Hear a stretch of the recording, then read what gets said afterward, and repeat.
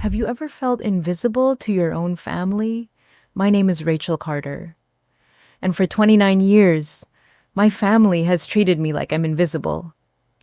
Growing up, I was the kid who got forgotten at school pickup, the one whose achievements never made it to the family group chat, the daughter who chose the military over their idea of success, and somehow that made me less than nothing in their eyes. But here's the thing about being invisible. Sometimes it gives you the perfect view of who people really are. And sometimes, just sometimes, it puts you in the exact position to prove them all wrong. Tonight, I'm driving back to my hometown for the first time in 4 years. My brother Ethan is presenting the biggest deal of his career at some fancy tech gala. My parents are so proud that they've been posting about it on Facebook for weeks. What they don't know is that I'll be there too. Not as Rachel, the family disappointment who ran off to play soldier, but as Lieutenant Rachel Carter, the woman who's about to hold their entire future in her hands. You see that military contract my brother's been bragging about? The one that's going to make his company millions. Well, let's just say the Army liaison reviewing his proposal might be someone he knows better than he thinks. The house looks exactly the same. Same beige paint, same perfectly manicured lawn, same family photos on the mantle where I'm either cropped out or mysteriously absent. I take a deep breath and ring the doorbell. Yeah, I ring the doorbell at my own childhood home. That should tell you everything you need to know. My mom Linda answers, and for a split second I see something that might be genuine happiness, but it's gone before I can be sure. Rachel, oh my goodness, look at you. You look so strong. Strong. Not beautiful, not successful, not proud to see me. Strong. Like I'm some kind of farm animal. Dad appears behind her, giving me one of those awkward side hugs that feels more like a business handshake. Good to have you back, kiddo. Just in time for Ethan's big night. Of course, Ethan's big night. And there he is. My little brother, who's somehow never been little.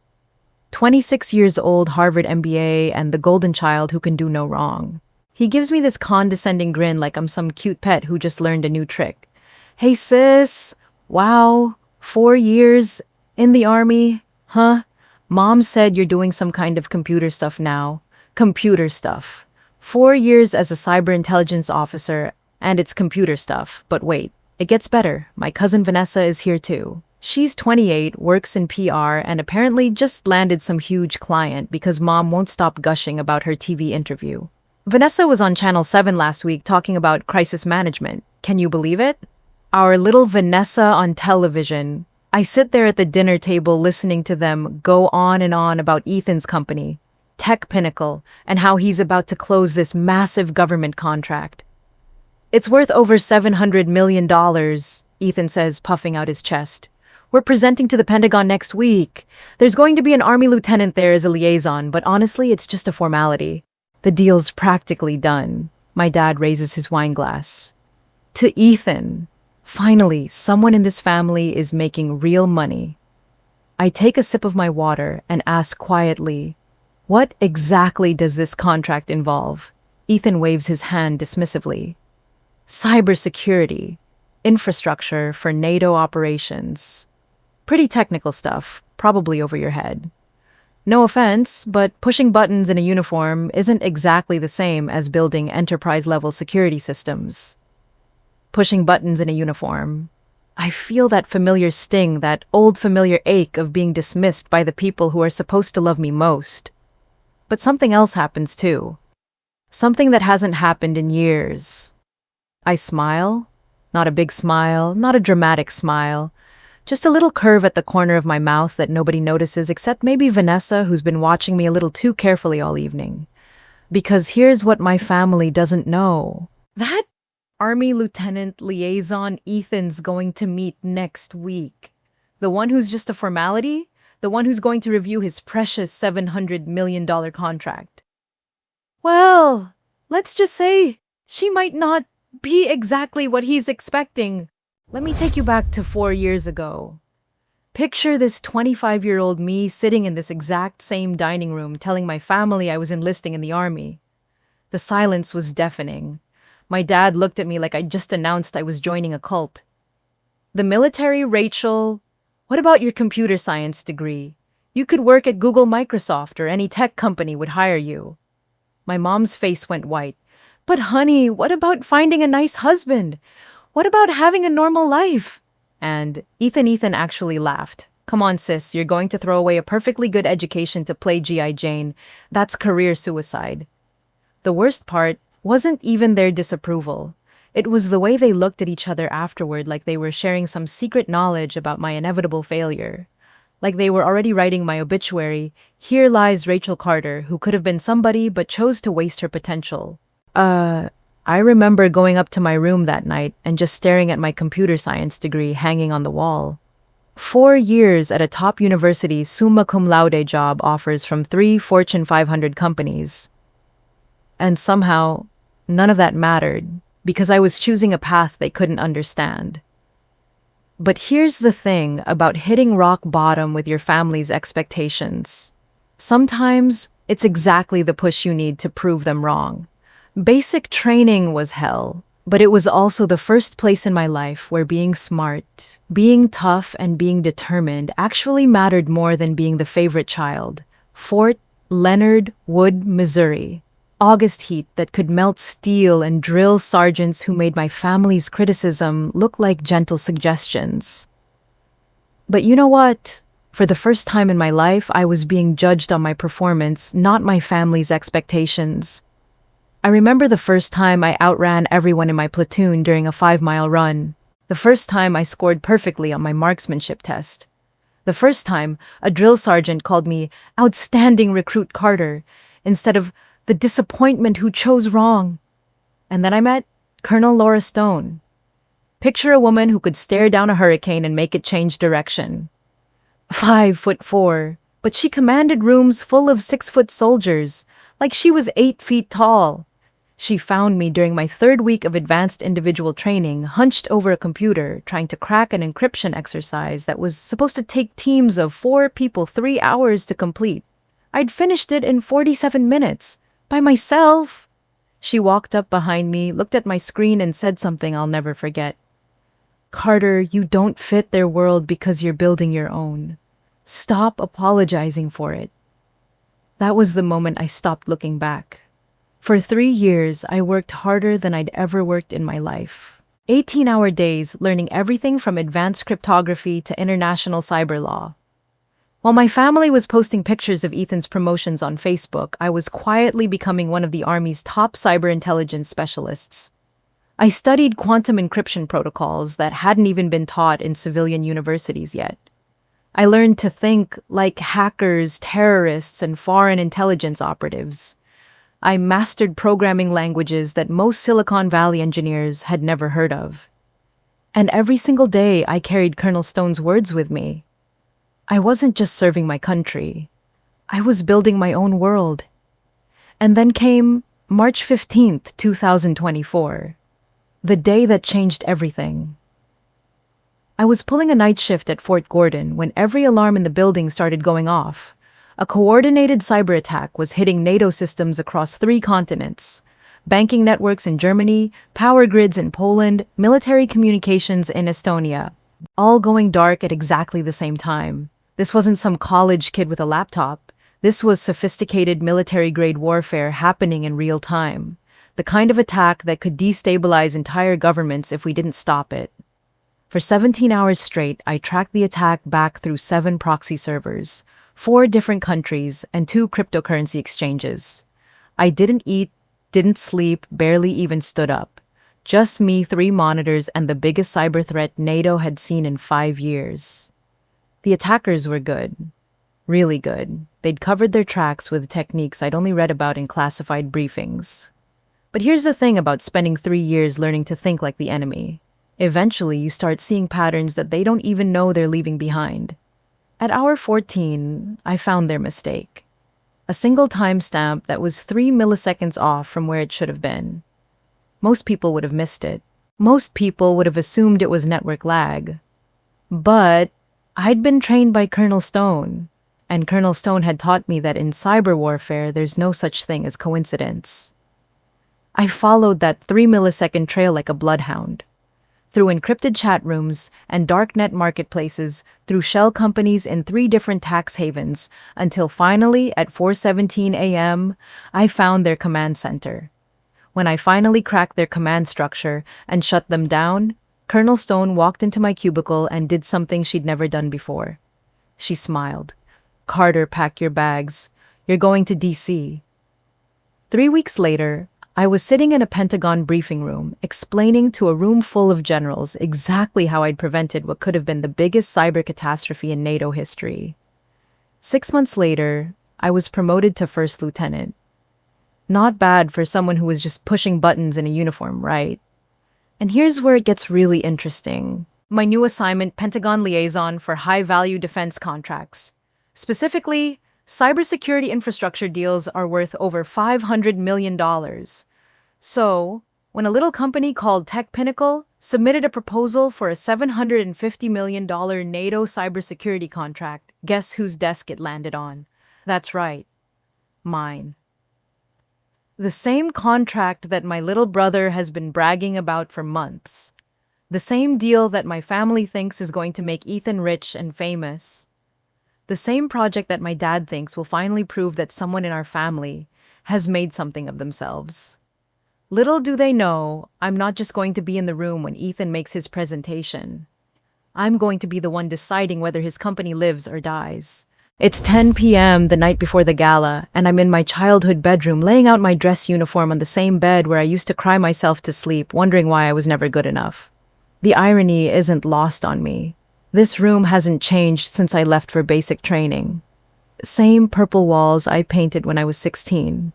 Same desk where I wrote my college application essays.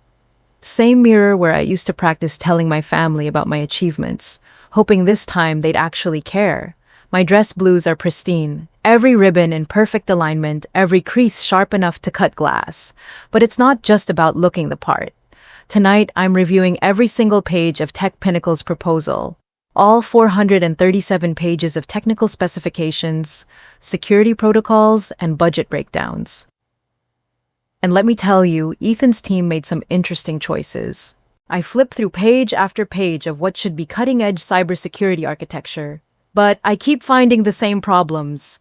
Outdated encryption standards, vulnerability windows that a first-year cyber warfare student could exploit. Cost overruns that don't make sense unless you understand they're padding the budget for components that won't actually work.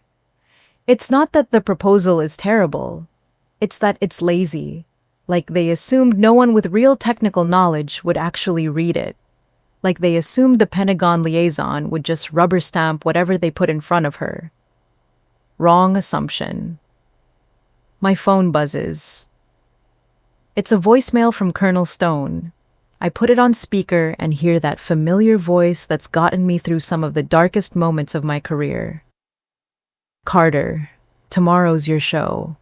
I've reviewed the Tech Pinnacle file, and let's just say your family's about to learn what you're really made of. Remember what I always tell you. Sometimes the best strategy isn't to announce yourself. Sometimes it's to let them underestimate you right up until the moment you don't. They'll never see you coming, Lieutenant. Make it count." I save the message and sit there for a moment, just breathing. Tomorrow night, everything changes. Tomorrow night, the invisible daughter becomes the woman holding their future in her hands. I look at myself, in that same mirror where I used to practice conversations I was too scared to have. But this time, I'm not practicing. This time, I know exactly what I'm going to say. Downstairs, I can hear voices drifting up through the old floorboards. It's Ethan, Dad, and Mom, and they're still going on about tomorrow night. I just can't believe our Ethan is presenting to the Pentagon. Mom gushes. Finally, someone in this family is doing something important. Important. Like protecting NATO's cybersecurity infrastructure from foreign attacks isn't important. Like preventing international banking crises isn't important. Like serving your country isn't important. Well, it's not like the military was ever going to lead anywhere, Dad chimes in. I mean, what's Rachel gonna do when she gets out security guard and mall cop? I close my eyes and count to 10. In 36 hours, when every news outlet in DC is reporting on the cyber defense success that prevented another major international incident, Dad's going to remember this conversation. He's going to remember dismissing his daughter's career while she was upstairs preparing to save his son's company from its own incompetence. And then Ethan's voice, casual as anything. She'll figure it out. Maybe she can get a job at one of my companies someday. Entry level, of course, but hey, everyone's got to start somewhere. Entry level. At one of his companies. After 4 years of military service and a security clearance that took 18 months to obtain. There's a pause, and then I hear Vanessa's voice quieter than the others. Don't you think you're being a little harsh? I mean, she did serve her country. Oh, please, Ethan laughs. She sat behind a computer for 4 years. It's not like she was kicking down doors in Afghanistan. Sat behind a computer. Cyber warfare isn't real warfare. Like, the attacks I've prevented haven't saved actual lives. Like, the enemies I fought aren't just as dangerous because they use keyboards instead of bombs. I close my eyes and take a deep breath. 4 years ago, those words would have shattered me. Tonight, they just fuel the fire. I reach into my uniform jacket and pull out the small silver bars that took me 4 years of blood, sweat, and sleepless nights to earn. Lieutenant bars. The same rank that Ethan keeps dismissing as just a formality. I hold them up to the light, remembering the day Colonel Stone pinned them on my uniform. The pride in her eyes. The respect of my fellow officers. The weight of responsibility that came with them. These bars represent every 18-hour day I worked while Ethan was at happy hours with his MBA classmates. Every weekend, I spent studying classified threat assessments while he was at family barbecues I wasn't invited to. Every promotion I earned was through merit while he was getting his through nepotism and networking. Tomorrow night, Ethan's going to meet his Pentagon liaison. He's expecting some desk jockey who'll rubber stamp his proposal and make his company rich. What he's getting is his big sister, the one he's spent his entire life looking down on, the one who's been invisible for so long that he forgot to consider that she might actually be watching. I slip the bars into my jacket pocket and smile. Not the sad, resigned smile I've worn my whole life in this house. This is something different. This is the smile of someone who's about to remind her family that underestimating people is a very dangerous game. Especially when the person you're underestimating holds your future in her hands. The grand ballroom at the Marriott is everything you'd expect from a $700 million government contract announcement. Crystal chandeliers, ice sculptures, and enough important people in expensive suits to fill a small country's government. I'm standing outside the main entrance, taking one last look at myself in the reflection of the glass doors. My dress uniform is perfect. My hair is regulation. My lieutenant's bars catch the light just right. Through the glass, I can see the who's who of Washington's defense establishment. Pentagon officials, NATO representatives, and CEOs of major defense contractors. These are people who make decisions that affect millions of lives. People who hold the security of entire nations in their hands. And tonight, I'm one of them. It's showtime.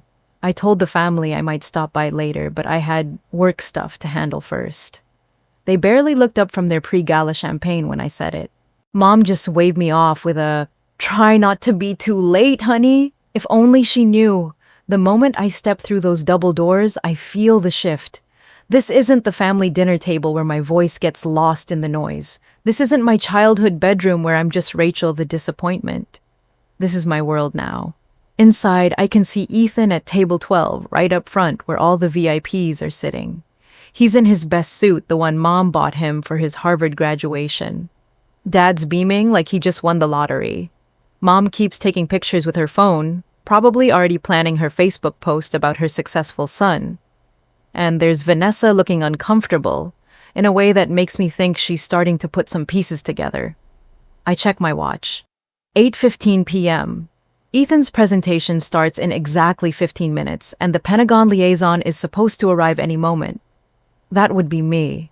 I walk through those double doors, and I swear the entire room goes quiet for just a second. You know that moment in movies when everything stops. This is exactly like that, except it's real life. And my heart is pounding so hard, I can hear it in my ears. But here's the thing about wearing a military uniform in a room full of civilians. People notice, people respect, people step aside to let you pass. For the first time in my life, I'm not invisible. The first person to spot me is General Morrison, a 3-star whom I briefed just last month about emerging cyber threats in Eastern Europe. He recognizes me immediately and starts walking over with a huge smile. Lieutenant Carter, outstanding to see you here. How's the NATO integration project coming along? Very well, sir. Thank you for asking. But it's his next words that really get the ball rolling. Ladies and gentlemen, he says to the group around him loud enough for nearby tables to hear, this is Lieutenant Rachel Carter, one of our finest cyber intelligence officers. She's the one who prevented that massive coordinated attack on European banking systems last year. And just like that, I'm not just some random soldier who wandered into the Gala. I'm someone important, someone worth knowing. The whispers start small, but they spread like wildfire. That's the officer who stopped the cyber attack. She looks so young. I heard she cracked their encryption in less than 24 hours. But the best part, the absolute best part, is watching my family's faces as more and more people start recognizing me and coming over to shake my hand. A NATO cybersecurity director introduces himself and thanks me for my work on their new threat assessment protocols. A deputy secretary from Homeland Security mentions the briefing I gave on quantum encryption vulnerabilities. A CEO from Lockheed Martin asks if I'll be involved in their new classified project. And through it all, my family just sits there, frozen in complete bewilderment. Then Gloria Chen appears. She's this tiny, fierce woman who built Tech Pinnacle from nothing and probably eats competitors for breakfast. She makes a beeline straight for me with this huge smile on her face, and when she speaks, her voice carries across half the ballroom. Lieutenant Carter, she says loud enough for everyone to hear. Thank you so much for joining us in person. We're absolutely thrilled to have the Pentagon's lead cybersecurity liaison here tonight. The Pentagon's lead cybersecurity liaison. I watch the color drain from Ethan's face as those words register. I see Dad's champagne glass freeze halfway to his mouth. I watch Mom's phone slip from her fingers and clatter onto the table. Because suddenly, it all makes sense. The mysterious Army liaison who's been reviewing Tech Pinnacle's proposal, the lieutenant whom Ethan keeps dismissing as just a formality. The Pentagon representative holds final approval authority over his $750 million contract. It's me. It's always been me. The pleasure is mine, Ms. Chen, I reply, and my voice is steady and professional. I'm looking forward to tonight's presentation. And just like that, the whispers explode across the room. Did she say Lieutenant Carter? Wait, that's the Army liaison. I thought the liaison was supposed to be some guy from DC. She's reviewing the Tech Pinnacle contract. Isn't that the woman from Table 12? The one with the family? But the moment that will be burned into my memory forever is when Gloria Chen escorts me to the head table right next to the podium where Ethan's about to give the presentation of his life. As we walk past Table 12, I make eye contact with each member of my family. Dad looks like he's seen a ghost. Mom's mouth is actually hanging open. And Ethan? Poor Ethan looks like he's about to be sick. But it's Vanessa who recovers first. She stands up slowly, and I can see this mixture of shock and something that might actually be pride on her face. She walks over to me while everyone else is still frozen in place. Rachel, she says quietly, her voice full of amazement. You're the liaison. You're the one reviewing Ethan's contract. I look her straight in the eyes and give her the same smile I've been practicing in the mirror for 4 years. Confident, calm, completely in control. Hello, Vanessa. Yes, I am. And I have to say, your cousin's presentation is going to be very interesting tonight. I take my seat at the head table right between General Morrison and the Deputy Secretary of Defense. Right where I belong, right where 4 years of hard work and sacrifice have earned me the right to sit. And as the lights dim and Ethan steps up to the microphone, I can feel the weight of every single person in that room, understanding that the invisible daughter, the family, disappointment, the one who chose wrong and would never amount to anything is about to become the most important person in the room.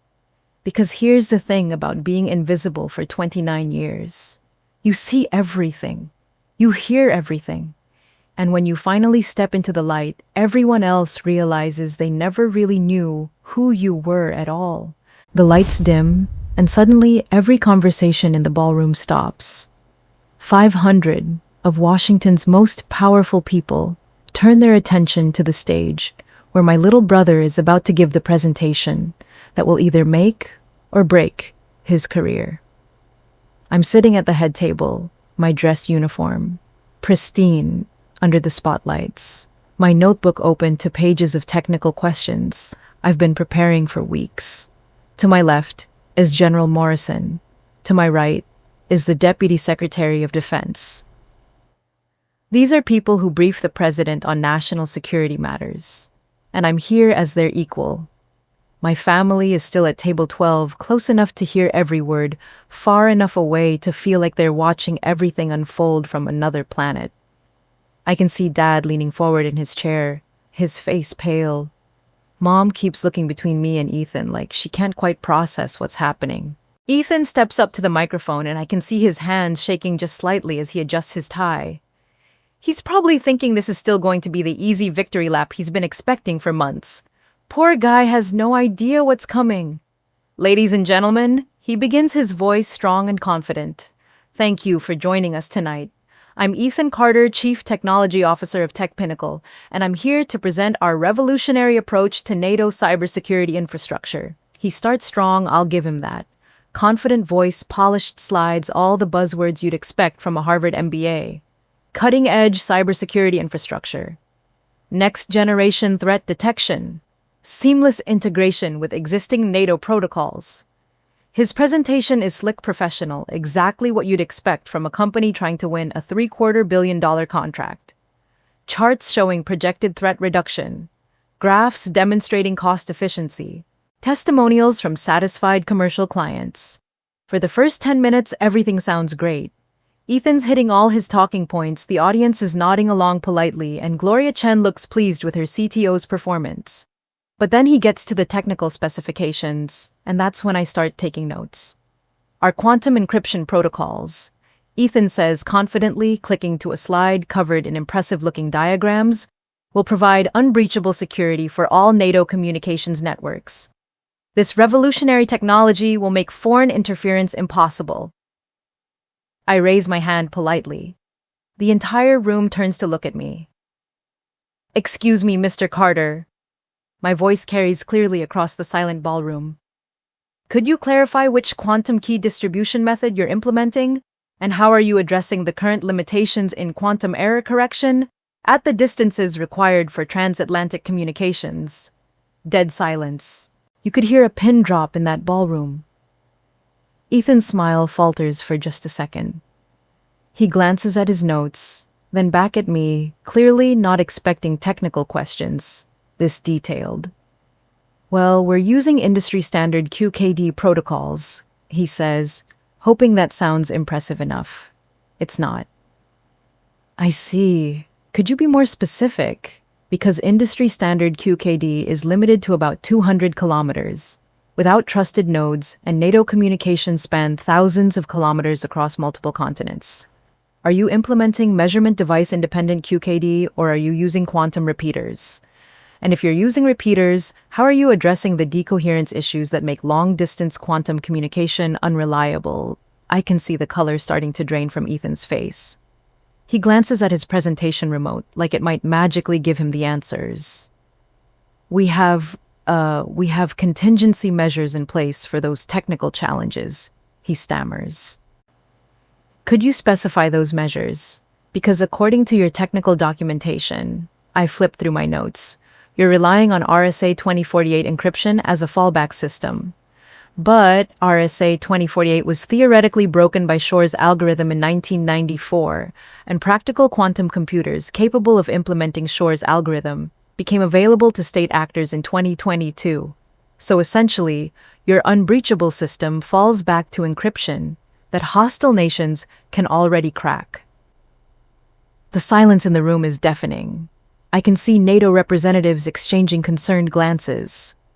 Pentagon officials are leaning forward in their chairs. And Ethan looks like he's about to be sick. That's when I see it. The exact moment he realizes he's not presenting to some bureaucrat who's going to rubber stamp his proposal. He's presenting to someone who actually knows what she's talking about. Someone who spent 4 years studying exactly these kinds of systems. Someone who wrote half the protocols he's trying to implement. But I'm not done yet. I'd also like to discuss your incident response procedures. I continue my voice professional, but relentless. Your proposal mentions AI-driven threat detection.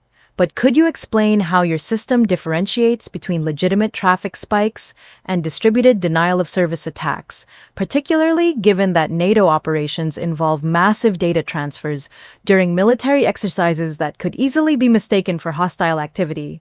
Ethan fumbles through his slides, desperately looking for an answer that isn't there. Our AI systems are trained on extensive datasets, he says weakly. Which datasets, because effective DDoS detection requires training on attack patterns that are classified at the highest levels. Has your team been granted access to NSA threat databases? Have you analyzed actual foreign military cyber attack signatures? Or are you training your AI on commercially available data that doesn't include the sophisticated attacks that NATO actually faces? General Morrison leans over to me and whispers, "Outstanding questions, Lieutenant. Please continue." So I do. For the next 20 minutes, I systematically walk through every major flaw in Tech Pinnacle's proposal. Not to embarrass Ethan, not to destroy his company, but because $750 million of taxpayer money and NATO's cybersecurity depend on getting this right.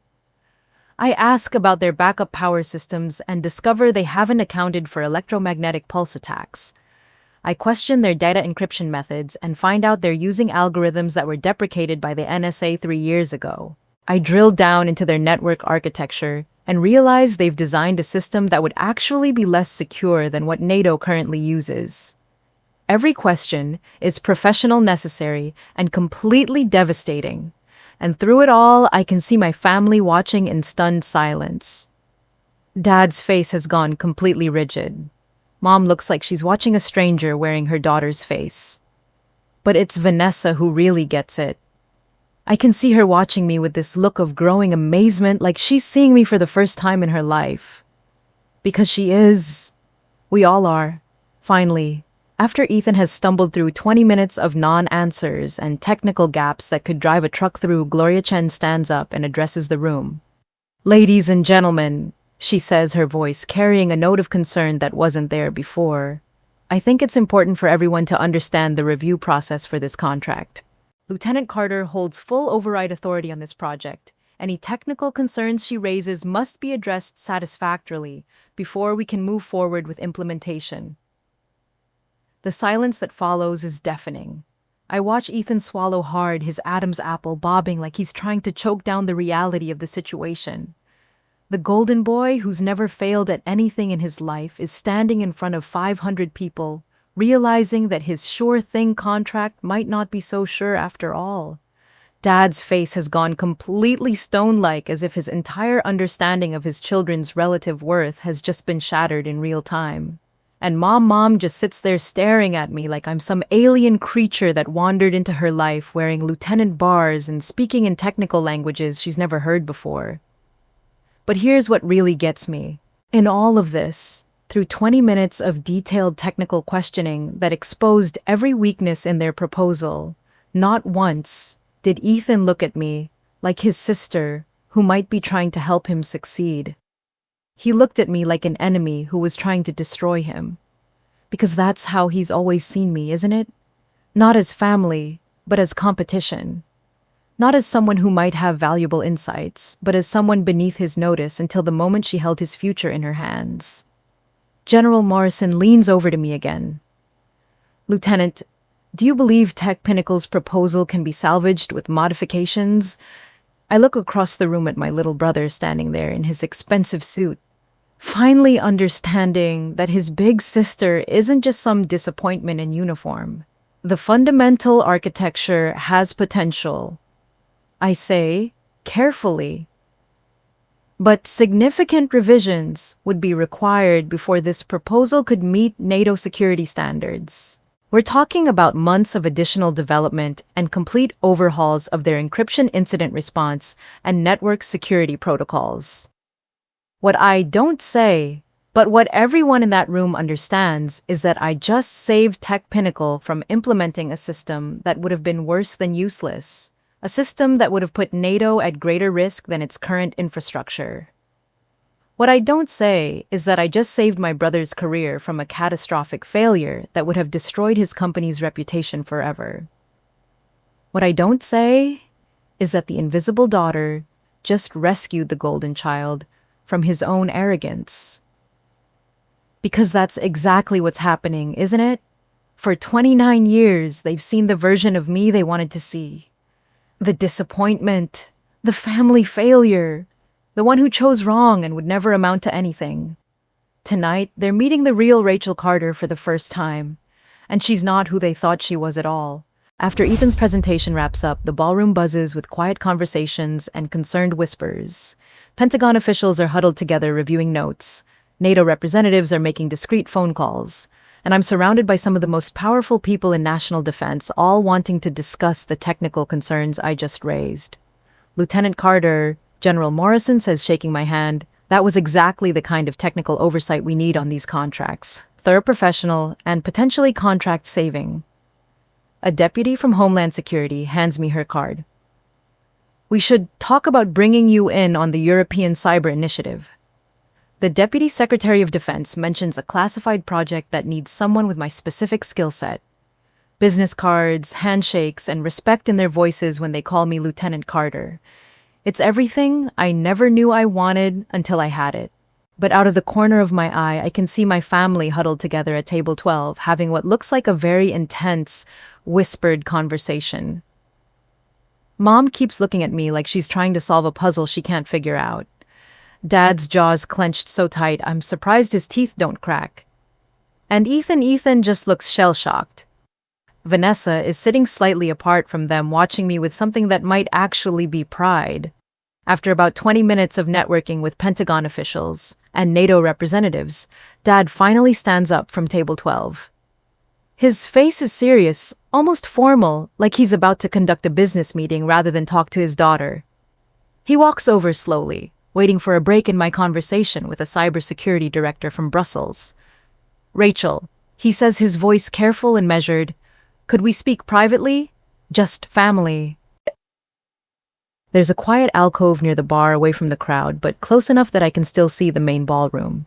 It's the kind of space designed for discreet conversations between powerful people who don't want to be overheard. Mom and Ethan follow us, but Vanessa hangs back, giving us space while still staying close enough to watch. Smart girl, she's probably figured out that whatever's about to happen, she wants to witness it.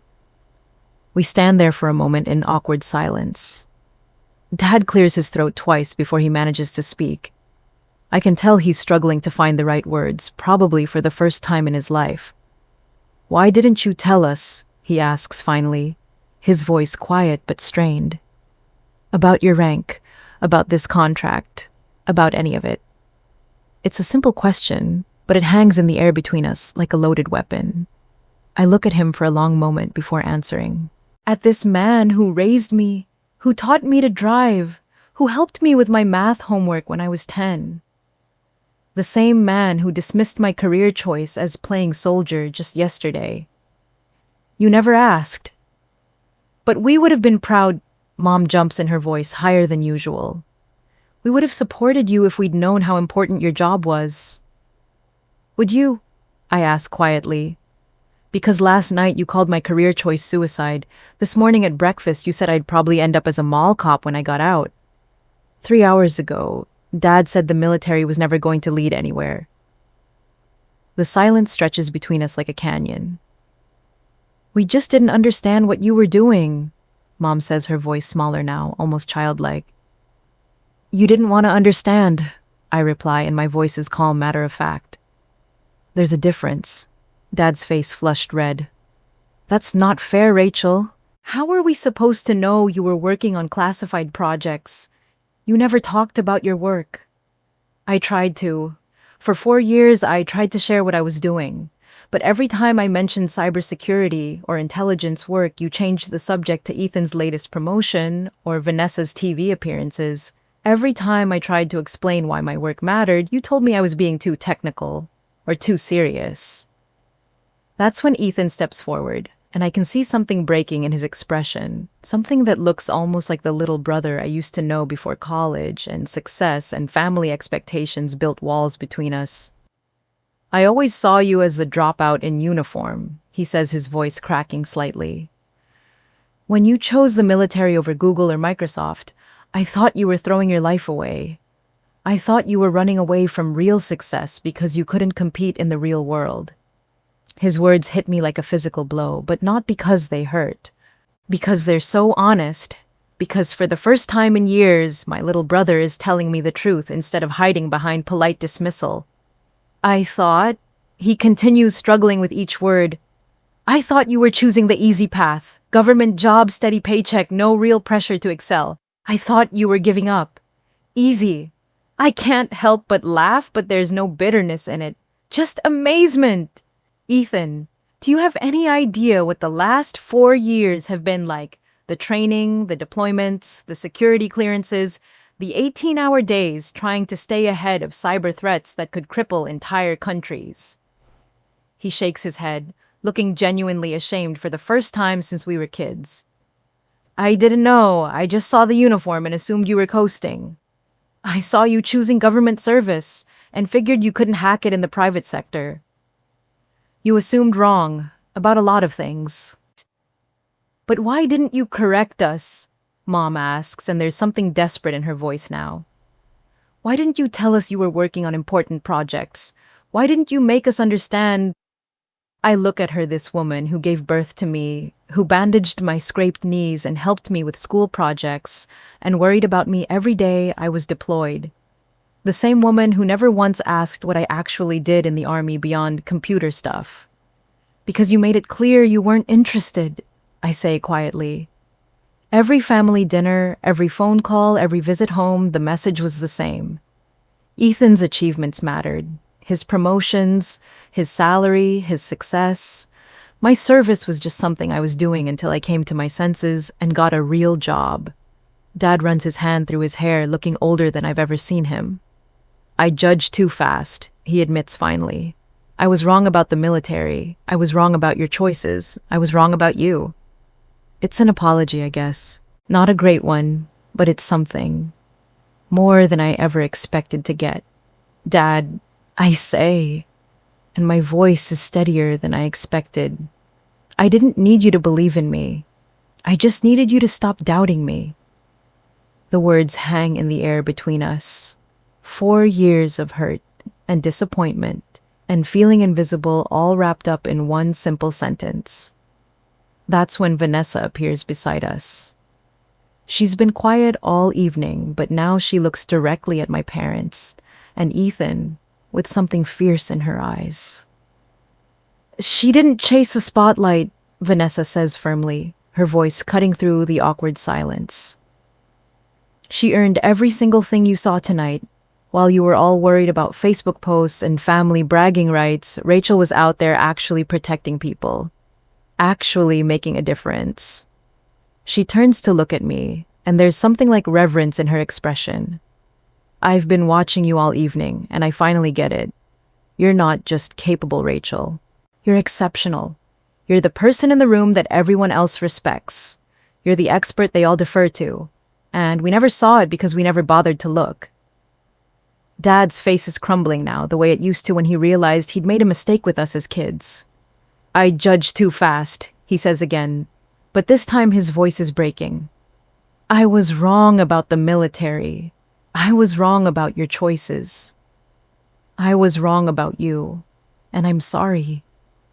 But you proved us all wrong tonight, Mom says like that. Somehow makes it better, like my success is somehow about them. No, I shake my head firmly. I didn't prove you wrong. I just finally let you see who I've always been, the person you never bothered to look for. Ethan is quiet for a long moment, staring at his shoes like a kid who just got caught lying. What happens to my contract now? He asks finally, and I can hear the fear in his voice. I look at my little brother, this man who spent his whole life thinking he was better than me, who's built his entire identity around being the family success story. And I feel something I haven't felt in years. Not anger, not resentment, but something that might actually be hope. Your team has some serious work to do, I tell him honestly. The problems I identified tonight aren't cosmetic issues. They're fundamental security flaws that could put NATO operations at risk. But I pause, watching his face. The problems aren't unfixable. His eyes widen slightly. What do you mean?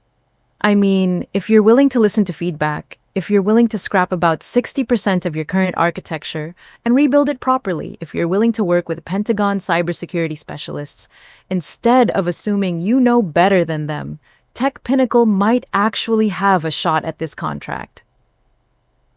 You'd help us? The disbelief in his voice is almost comical. I'd help you do it right, I clarify. Because that's what the job requires. Because NATO's cybersecurity is more important than family drama. And because despite everything, you're still my little brother. The conversation doesn't magically fix 4 years of being dismissed and underestimated. It doesn't erase the countless times they made me feel invisible and worthless. But it's a start. Maybe the first real conversation we've had since I was 25 years old and telling them I was enlisting. Maybe the first time they've actually seen me as someone worth listening to.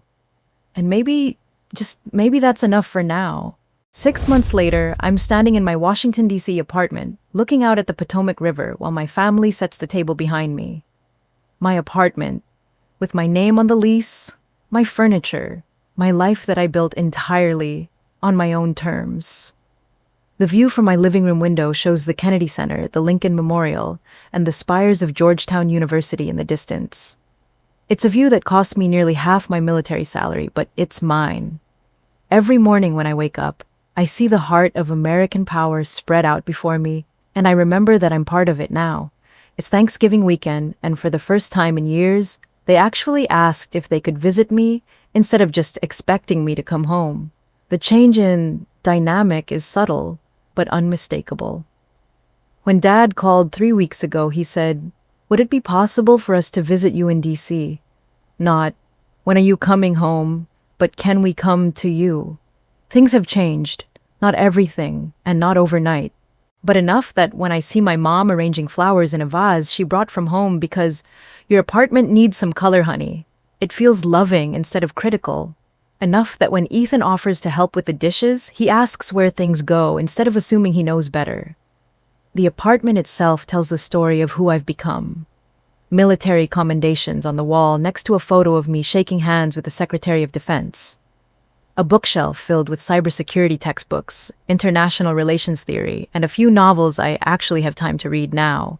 A coffee table covered with briefing documents marked classified that I have to hide in my bedroom safe before they arrive. This is the life of someone who matters, someone whose opinion carries weight in rooms where decisions affecting millions of people get made. Dad walks into my kitchen carrying a wrapped gift, and there's something different in his posture, something that might actually be respect.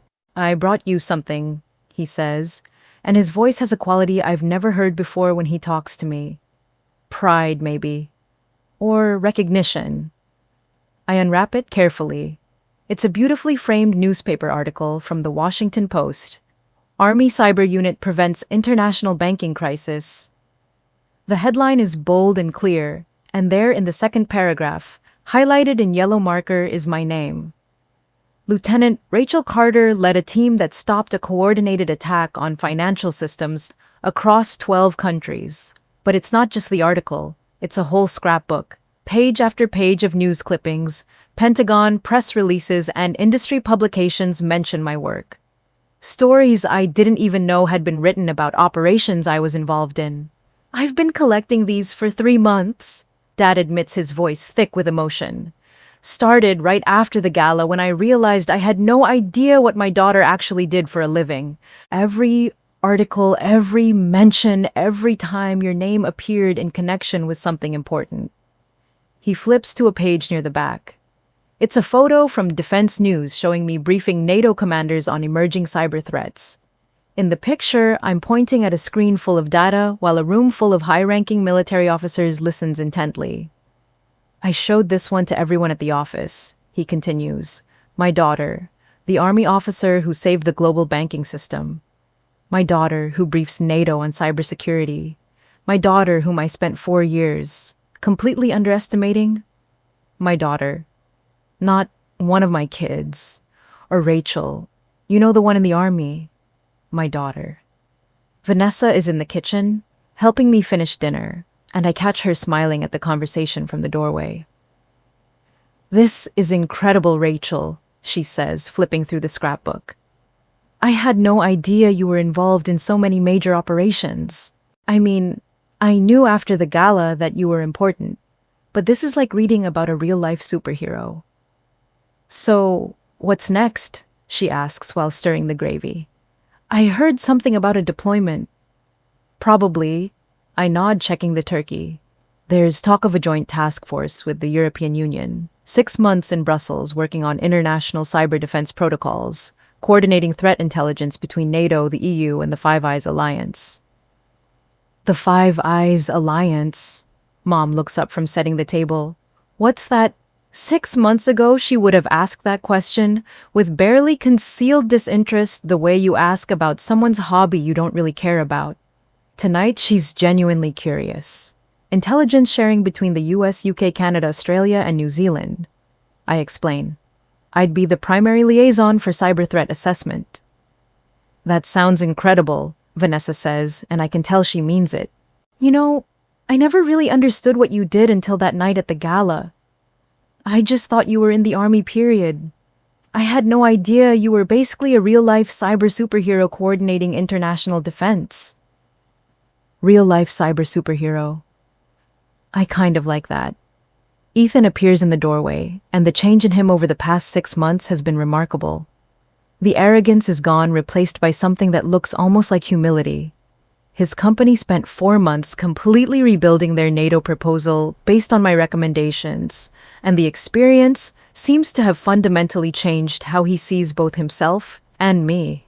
Hey, I need to tell you something, he says, fidgeting with his sleeve in a way that reminds me of when we were kids and he'd broken something he wasn't supposed to touch. What's up? Remember that firewall schema you helped us design? The one that ended up being the cornerstone of our entire security framework? I nod.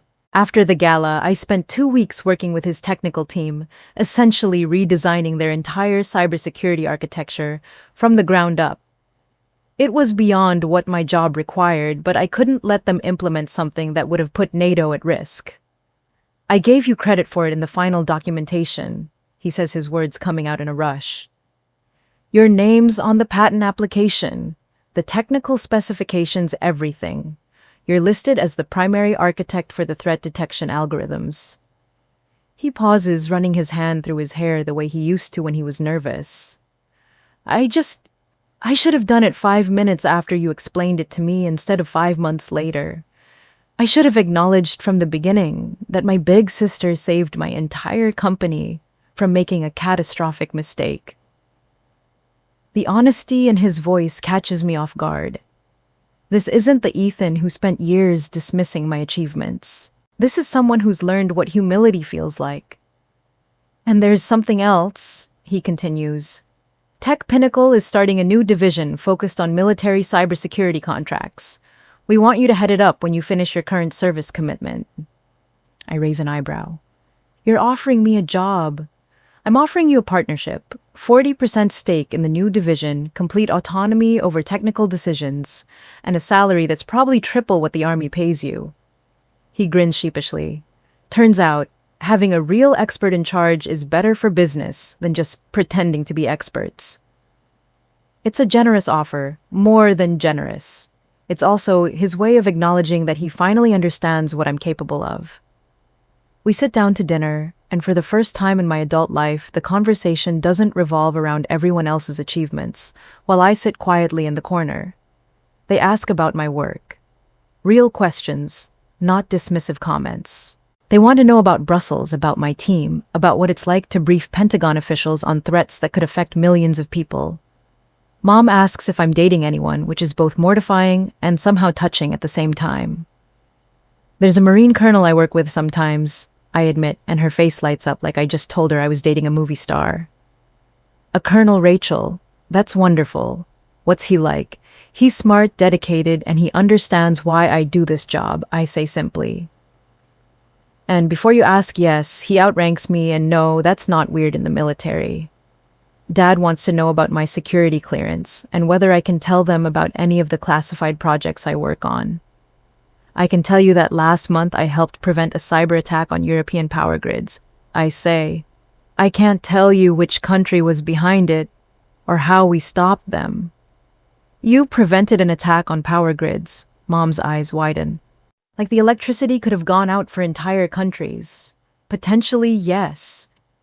She sits back in her chair looking stunned. And we used to worry about you not having a real job. As we're finishing dessert, Dad stands up with his wine glass and the table goes quiet. This has become his tradition now, toasting significant moments in family gatherings. But tonight feels different. I want to make a toast, he says, and his voice is more serious than usual. 6 months ago, we thought we knew who Rachel was. We thought we understood her choices, her career, her life.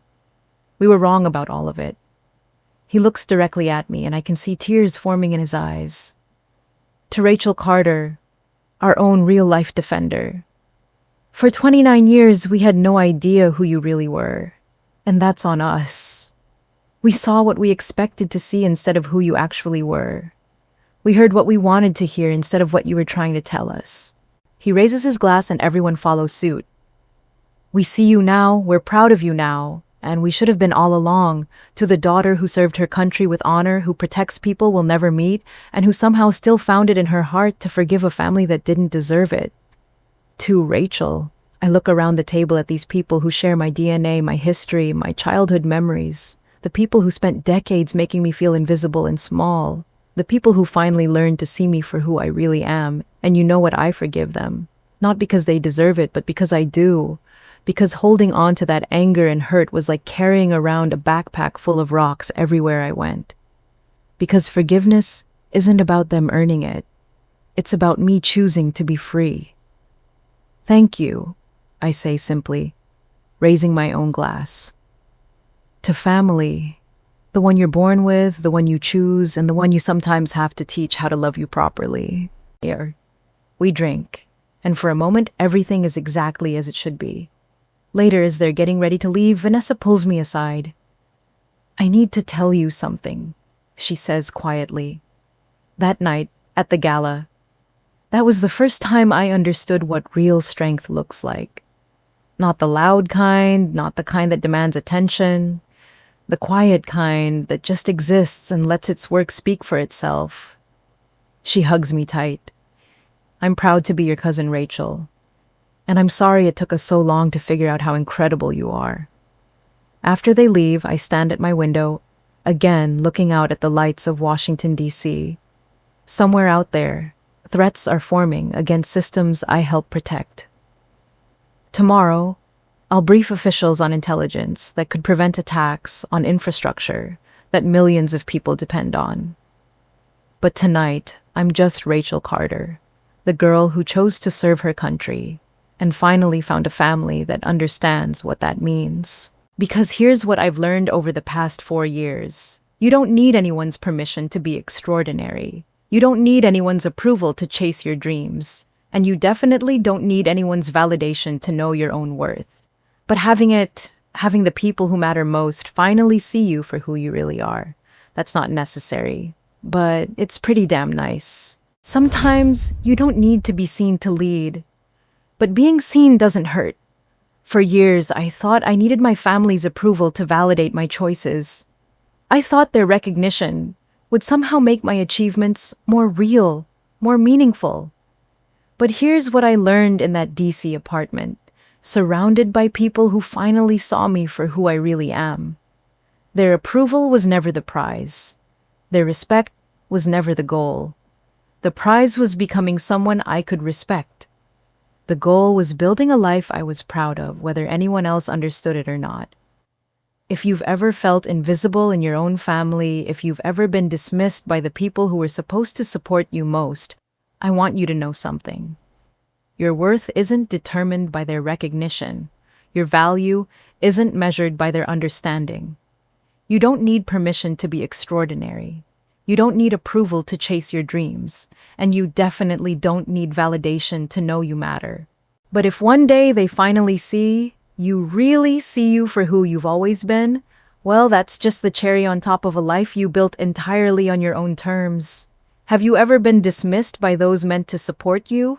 I want to hear your story.